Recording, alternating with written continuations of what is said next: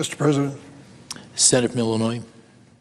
Mr. President, I don't believe you can serve in the United States Senate without being at least an amateur student of history. You're overwhelmed in this chamber, which is where the Senate has met since 1859, to reflect on all of the things that have occurred in the past, and you remember your own experience there as well. I certainly do. This is my 29th year of service in the Senate, and I think back this evening of some of the things which I've witnessed and still stick with me. I can still see that door open and Ted Kennedy walk through it, summoned from his deathbed in Massachusetts to cast a deciding vote on the Affordable Care Act, Obamacare. He wouldn't miss it, even if it meant he was going to die in the process. I think of that door over there when President Trump in his first term tried to basically eliminate the Affordable Care Act, and it was saved at the last minute at 2 o'clock in the morning when John McCain came through those doors, stood in the well right by that table to the Republican side, and cast his vote no. He couldn't raise his arm. It had been damaged so badly when he served as a prisoner of war during Vietnam, but you knew how decisive his gesture was. And he saved health care for millions of Americans. There were other moments as well that I can reflect on. But the point I'd like to get to is this. There was a speech a few minutes ago on the floor of the United States Senate which every senator should have heard, particularly every Republican senator. A senator from North Carolina gave a speech, Senator Tillis, and explained why he had decided to vote against this Republican budget plan, this reconciliation bill. He explained it in a thoughtful and comprehensive and convincing way. That before he made his decision, he turned to Republicans in the state and Democrats and a neutral third party to analyze the bill. And he concluded, Mr. President, after that study, that careful study, that this measure, this changes in Medicaid and Medicare and other health programs, would be a disaster for the state of North Carolina.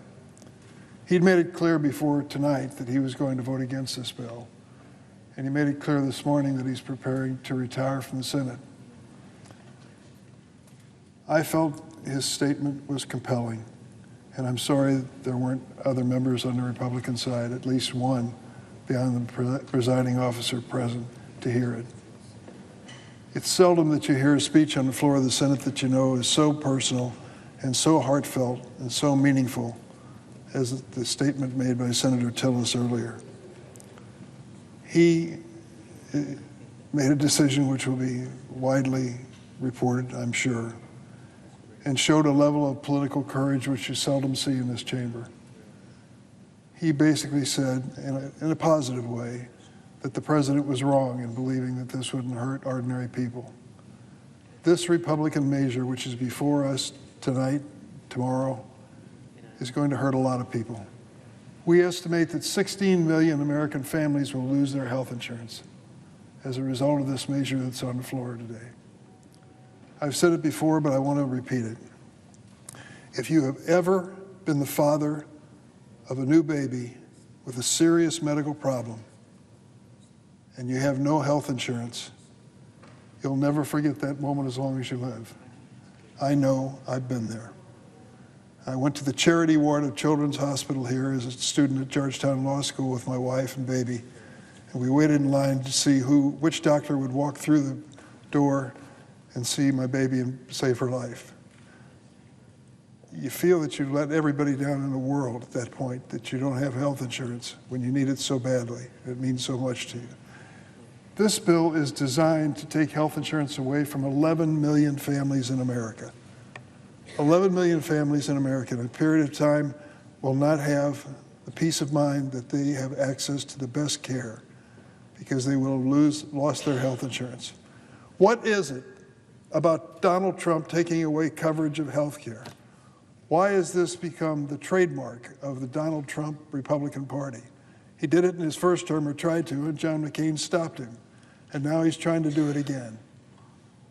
The question is whether Senator Tillis and his Republican colleagues can muster enough courage to step up and find 4 Republican senators who will say, no. No, I'm not going there. I don't want it on my conscience or my record that I took health insurance away from so many American people. Now, you may argue, Durbin, you're a Democrat, and I am. And your arguments have to be tempered because you're so partisan, so political. Surely it isn't as bad as you just said it was. Well, let me read something to you. It's from a group called the American Cancer Society. I'm sure you've heard of them. This is their Cancer Action Network, and it's a letter to the Senate from Lisa Lacasse, president of the American Cancer Society Cancer Action Network. And here's what she says about the measure that's pending before us now that we're being asked to vote on. From the American Cancer Society Cancer Action Network. Quote, history will be made with this vote. Congress has one last chance to stop this unprecedented attack on access to health care for millions of Americans, including cancer patients and survivors. Congress can say no to terminating health coverage for nearly 11 million people who will have no other affordable option available to them if this bill passes. Currently, 1 in 10 people with a history of cancer have Medicaid coverage, including 1 in 3 kids who are newly diagnosed with cancer. We know having quality health coverage is one of the most significant factors in whether someone survives a cancer diagnosis. Voting for this bill means voting to rip the chance of survival away from real people. She goes on to say, simply put, this bill will mean more Americans are living sicker and dying sooner. And then she said, lives are on the line. So if you're skeptical about anything that I say because of my partisan background, I understand it. But for goodness sakes, from the American Cancer Society, to have such a definitive statement made that this measure that we're being asked to vote on is going to harm innocent people, men, women, and children. That's a fact. And Mr. President, I might add another short message that we received from the Children's Hospital Association. The Children's Hospital Association. Matthew Cook is their president and CEO. And here's what he says about this bill that is pending. The new version of the budget reconciliation bill is a crisis for children's health care, hospitals, and providers nationwide. And we ask Congress to oppose it as an act of support for American children. This bill goes much too far. The bill amounts to fewer doctors and nurses to see your child, longer wait times, and sicker children. We know that the impacts of poor pediatric health care reverberate for a lifetime. From the Children's Hospital Association. Neither of these organizations are partisan organizations, and they have confirmed what Senator Tillis said earlier on behalf of the state of North Carolina and what those of us on this side of the aisle are saying all along. Why would we risk the lives and well-being of so many children, so many American families? What is it about the $1 trillion which we will take out of the healthcare system in America that is so pressing, so demanding that we're willing to make these big risks? I'll tell you what it is. It is the extension of tax breaks.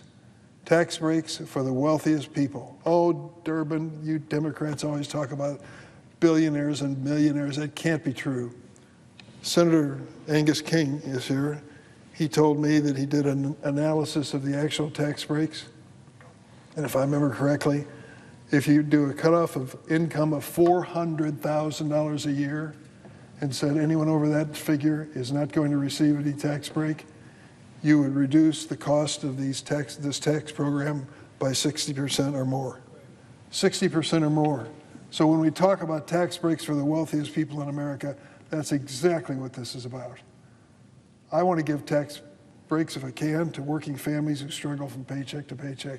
But for goodness sakes, a $346,000 tax cut for Elon Musk, the richest man on earth? What are we thinking? And I just want to make a quick reference to 2 states that have an experience coming with this bill, which will be dramatic. One is Kansas. In Kansas, 360,000 individuals rely on Medicaid coverage. 56% of them are children. But with this bill, 89,000 people in Kansas are going to lose their health insurance. In Kansas, Medicaid covers 1/3 of births, 58% of nursing home residents. What happens when Medicaid does not pay for enough money into the nursing home to keep your mother under good care, or your father, or someone in your family? What do you do next? Well, you exhaust the savings that are available to your family. And if that isn't enough, what's next?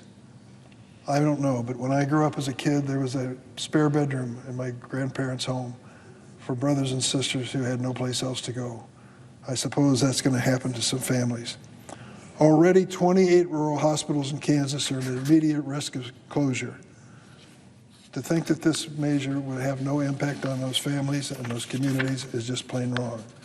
In the adjoining state of Missouri, which I grew up across the river in Mississippi River, grew up in Illinois, I grew up across the river from St. Louis, Missouri, 1.2 million individuals rely on Medicaid coverage. 50% are children. With this bill, 250,000 people in Missouri are projected to lose their health insurance.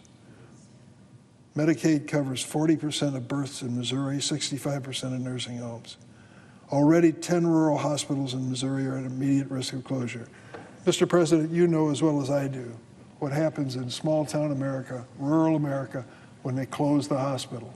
It is devastating, not just because you don't have access to quality health care, because you just lost a major economic engine for that community. Try to attract a new business to that town after the hospital closes, and watch what you run into. It is that devastating. And that is the reality of this approach. And why are we doing it? What is the national emergency that calls on us to make this change? Tax breaks for the wealthiest people in America. That is what's motivating the Republicans now. I want to close and just say thank you to Senator Tillis. He's shown extraordinary courage. The question is whether others will join him, whether 4 Republican senators will step up and say enough.